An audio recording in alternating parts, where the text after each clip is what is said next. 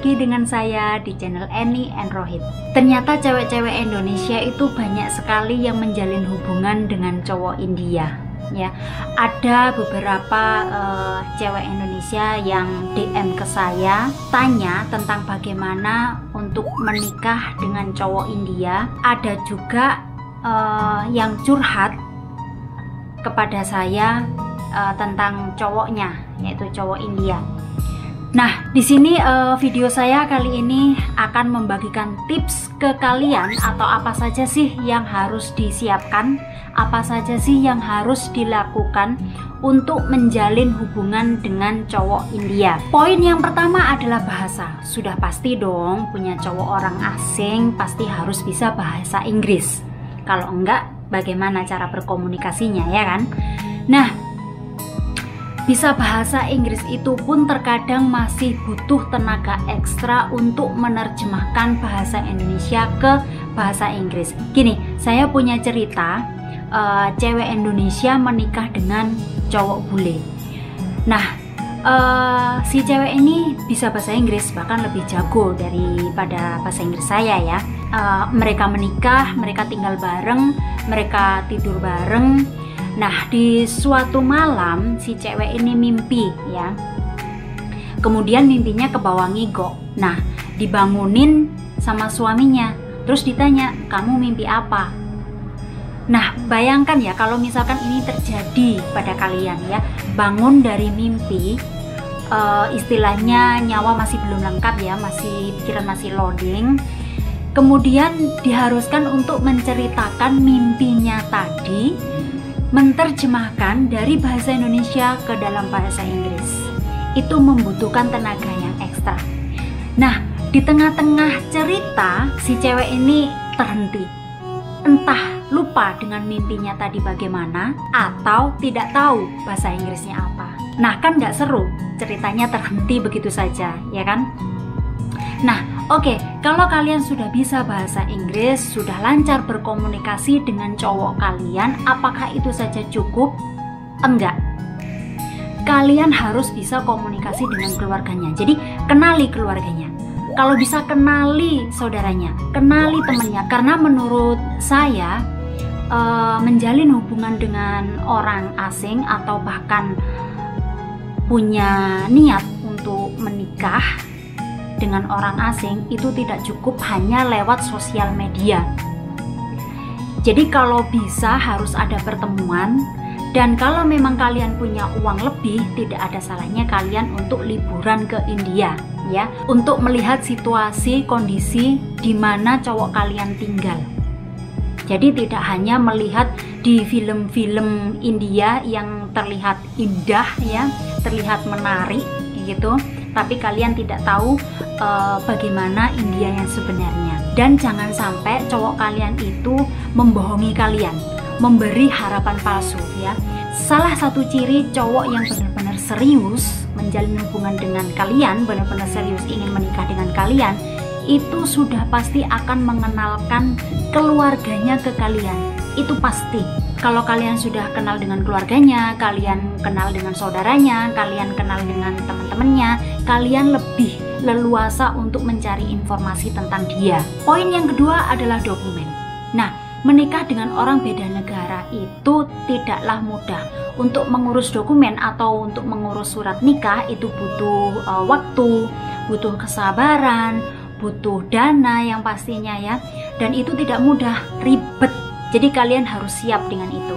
Poin yang ketiga adalah jangan gampang menyerah. Karena menikah dengan orang beda negara itu pasti beda semua-muanya. Mulai dari beda budaya, beda tradisi, beda adat istiadat, beda bahasa, dan masih banyak yang lainnya lagi. Jadi kalian harus bisa benar-benar menghormati, menghargai budaya mereka. Jangan sampai kalian punya ego, tidak mau menghargai dan menghormati budaya orang lain, akhirnya menimbulkan pertengkaran, terus akhirnya kalian menyerah dan minta cerai ya. Itu jangan sampai terjadi. Kalian harus bisa menghargai dan menghormati budaya orang lain. Poin yang keempat adalah tempat tinggal. Nah, Sebelum menikah sebaiknya kalian bicarakan dulu, nanti setelah menikah kalian harus tinggal di mana? Tinggal di Indonesia atau ikut suami ke India. Nah, kalau kalian memutuskan untuk ikut dengan suami tinggal di India, berarti kalian harus siap ikut mertua. Karena tradisi di India itu menantu perempuan harus tinggal dengan mertua. Ya, kalau mertua kalian hanya tinggal dengan keluarga kecil saja. Kalau dengan keluarga besar gimana ya? Udah rumahnya kecil, bentuk apartemen gitu, terus tinggal bersama keluarga besar, ya kalian bisa bayangkan sendiri ya. Belum lagi nanti kalau misalkan ada tradisi yang berbeda, ada aturan-aturan yang berbeda yang harus diberikan kepada kalian ya. Ya bersyukur kalau misalkan mertua kalian baik, tinggal dengan keluarga kecil saja, tidak banyak aturan ya, tidak banyak menuntut ke kalian, bisa mengerti bahwa kalian itu adalah orang asing atau orang beda negara, ya bersyukur banget ya. Yang kelima adalah harus siap uang lebih, karena jarak Indonesia ke India itu tidaklah dekat ya. Kalau misalkan kalian ingin pulang pasti juga butuh uang. Nah di sisi lain gini ya, saya tinggal di New Delhi ya. Di New Delhi itu waria, mohon maaf ya, lebih serem ketimbang waria di Indonesia. Gini ya teman-teman, waria di New Delhi itu kalau misalkan ada pernikahan, itu waria pasti akan datang untuk meminta uang. Belum lagi nanti kalau misalkan ada orang hamil, mereka juga akan datang juga. Terus ada orang lahiran, belum lagi nanti kalau misalkan kalian beli properti baru ya, beli rumah baru, menghuni rumah baru, pasti mereka juga akan datang meminta uang. Dan uang itu jumlahnya tidak kecil, mereka mintanya jutaan. Jadi mereka sendiri yang mematok harga, kalian harus memberikan sejumlah uang yang sudah ditentukan mereka. Kalaupun kalian mau menawar, itu pun harus ada pertengkaran hebat, bisa dikurangi paling nggak cuma sedikit. Jadi itu sudah merupakan tradisi yang tidak bisa dihindari ya. Kita tidak bisa berbuat apa-apa karena itu memang sedari dulu sudah ada seperti itu. Jadi kalian harus benar-benar siap. Poin yang keenam adalah jangan kaget kalau suami kalian sayang ibu. Awal-awal saya bertemu dengan suami saya juga kaget ya, karena dia itu menelpon ibunya seperti jadwal minum obat, 3 kali sehari atau bahkan sampai lebih, hanya untuk menanyakan kabar ke ibunya.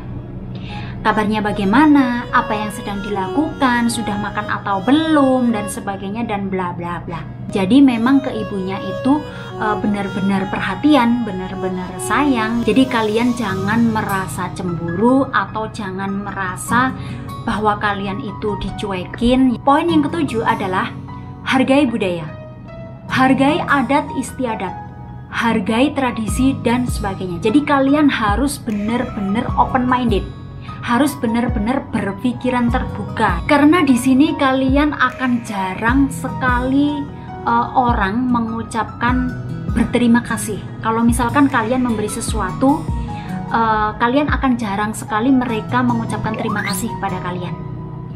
Begitu juga dengan kata permisi. Jarang sekali kalian akan mendengar kata permisi. Kalau misalkan ada orang minta tolong ke kalian tanpa permisi, ya hargai itu, karena tradisi mereka seperti itu. Poin yang ke-8 adalah cuaca.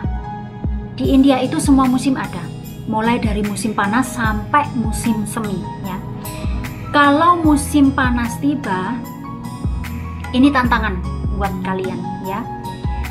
Kalau di Indonesia kalian sudah bilang 32 derajat itu adalah panas yang paling ekstrim, kalian harus bisa menerima, merasakan, menyesuaikan waktu panas di angka 47 derajat Celcius. Bayangkan kalau lagi mati lampu, misalkan 1 jam mati lampu, gak ada kipas angin, gak ada AC, mateng kayak ayam bakar madu. Belum lagi nanti di musim dingin, kalian harus bisa menyesuaikan juga. Iya, kalau ada heater, ada penghangat ruangan, itu masih mending. Kalau nggak ada, pasti bingung, selimut tebel, jaket tebal, ya, sarung tangan dan sebagainya. Nah, kalian harus benar-benar siap, kalian harus benar-benar bisa menyesuaikan cuaca yang ada di India, ya. Poin yang ke-9 adalah makanan. Di India tidak ada orang jualan soto, tidak ada orang jualan gado-gado, tidak ada orang jualan bakso, tidak ada orang jualan nasi campur dan sebagainya. Kalau kalian ingin makan makanan Indonesia, kalian harus bikin sendiri di rumah. Dan bahannya itu pun susah dicari.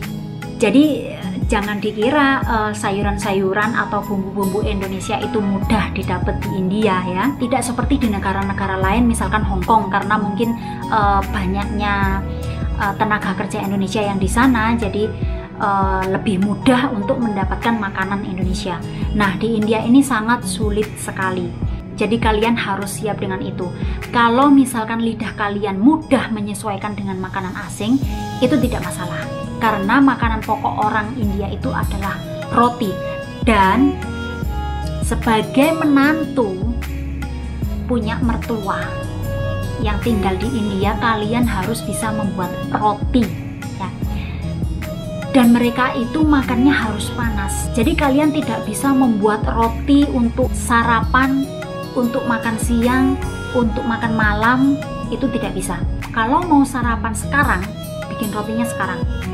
Mau makan siang, bikin rotinya makan siang. Mau makan malam, bikin rotinya makan malam. Harus panas. Karena apa? Roti kalau disimpan kelamaan itu akan alot, akan keras, tidak bisa dimakan lagi. Nah, bayangkan kalau kalian tinggal di keluarga besar, misalkan ada 10 orang dalam satu rumah, ya. Satu orang makan 5 roti. Apakah kalian sanggup membuat 50 roti? Ya, itu yang harus kalian pikirkan juga. Bisa-bisa jari-jari kalian keriting, ya. Oke, poin yang ke-10 atau yang terakhir adalah harus siap jauh dari keluarga. Kalau kalian sudah menetapkan tinggal di India, berarti harus siap jauh dari keluarga. Kalian tidak bisa pulang seminggu sekali, atau kalian tidak bisa pulang sebulan sekali untuk menjenguk keluarga. Syukur-syukur kalau suami kalian itu kaya, kalian bisa pulang sebulan sekali misalnya ke Indonesia. Tapi ada resiko juga di mana misalnya keluarga kalian tiba-tiba nelpon, ada yang darurat gitu misalnya, kalian tidak bisa pulang saat itu juga. Nah, itu sudah resiko, ya. Nah, itu tadi adalah 10 poin tips atau apa saja yang harus disiapkan sebelum menikah dengan pria India. Tips ini adalah secara garis besar, walaupun masih banyak rentetan-rentetan kecil yang lainnya. Dan tips ini menurut sudut pandang saya pribadi, ya, karena di setiap kota, di setiap keluarga pasti ada tradisi dan aturan yang berbeda. Jadi saya berharap tidak ada yang tersinggung, ya, karena ini menurut sudut pandang saya pribadi.